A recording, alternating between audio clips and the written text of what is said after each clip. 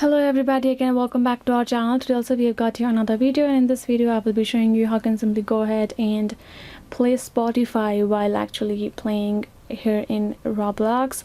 But before we start with our video, do make sure to like our video, subscribe our channel, and without any further delay we'll simply step into our video. So if you want to do so, first of all, let's go open our Spotify and play a song. So I have this song, right? I will be playing this and I will go back, and if I swipe down my status bar, you can see my song is playing right there. So if I go open Roblox now, go to your app, and I will simply go ahead, tap on any of the games. For example, it's this one. You can see it's still playing. So for the key for you to actively have a game play over here and Spotify play is that you can see sometimes, because of you will have automatic audio here in your game as well, that is could be one of the reasons. Otherwise you can simply go ahead, turn this on. You can see it's still playing in the background. I can go play this game right here. So the thing is, you don't have to do extra settings or anything, you just gotta play it over there. Make sure to off the sound of your game itself if your device do not access that sound, and